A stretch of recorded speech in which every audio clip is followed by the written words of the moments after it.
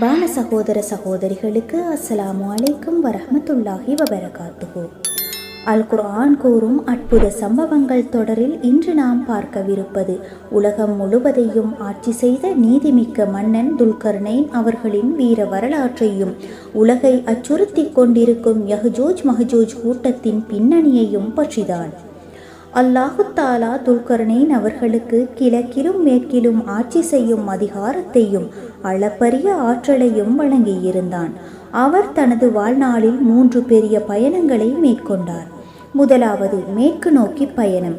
சூரியன் சற்று நீர் நிறைந்த கடலில் மூழ்குவது போன்ற இடத்தை சென்றடைந்தார்.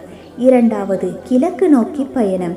வெயிலில் இருந்து தப்பிக்க எந்த ஒரு மறைவிடமும் இல்லாத ஒரு சமூக மக்களையும் சென்றடைந்தார். மூன்றாவது 2 மலைகளுக்கு இடைப்பட்ட பகுதி. இங்கு அவர் சந்தித்த மக்கள் தங்களுக்கு பேசக்கூட சரியாக தெரியாத நிலையிலும் ஒரு பெரிய கோரிக்கையை சமர்ப்பித்தார்கள். அந்த 2 மலைகளுக்கு அப்பால் வாழும் யஹ்ஜூஜ் மஹ்ஜூஜ் என்ற கொடூரமான கூட்டம் அடிக்கடி தங்களின் பகுதிக்குள் நுழைந்து குழப்பத்தையும் அழிவையும் ஏற்படுத்துவதாக மக்கள் முறையிட்டனர். நாங்கள் உங்களுக்கு கப்பம் தருகின்றோம், எங்களை பாதுகாக்க அந்த 2 மலைகளுக்கும் இடையே ஒரு பெரும் சுவற்றை கட்டித் தருவீர்களா என்று கோரிக்கை வைத்தார்கள். துல்கர்னைன் அவர்கள், இறைவன் எனக்கு தந்த ஆற்றலே போதுமானது, எனக்கு ஆள்பலத்தால் உதவுங்கள் என்று கூறி அவர்களிடம் வரி வசூலிக்காமல் உதவ முன்வந்தார். அவர் 2 மலைகளுக்கு இடையே இரும்பு துண்டுகளை அடுக்கச் செய்தார். அவை மலையின் உயரத்துக்கு சமமாக உயர்ந்ததும் பெரும் நெருப்பை மூட்டச் செய்தார்.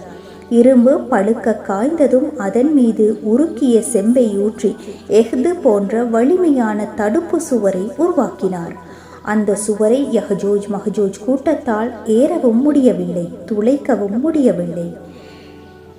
சுவரை கட்டி முடித்ததும் துல்கர்னைன் தற்பெருமை கொள்ளவில்லை. மாறாக, இது என் இறைவனின் ரஹ்மத், என் இறைவனின் வாக்குறுதி, வரும் நாளில் இதனை அவன் தூள் தூளாக்கி விடுவான் என்று இறைவனுக்கு நன்றி செலுத்தினார்.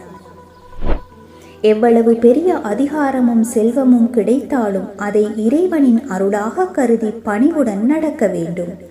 நலிவடைந்த மக்களுக்கு உதவ எந்தவித பிரதிபலனும் எதிர்பார்க்க கூடாது.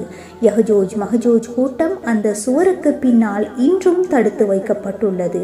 கியாமத் நாளின் நெருக்கத்தில் இறைவனின் கட்டளைப்படி அந்த சுவர் உடைக்கப்பட்டு அவர்கள் வெளியேறுவார்கள் என்பது அல் குர்ஆன் நமக்கு உணர்த்தும் எச்சரிக்கையாகும். அடுத்த வாரம் இன்னும் ஒரு அல் குர்ஆன் கூறும் சம்பவத்துடன் சந்திக்கும் வரை அஸ்ஸலாமு அலைக்கும் வரஹ்மத்துல்லாஹி வபரகாத்துஹு.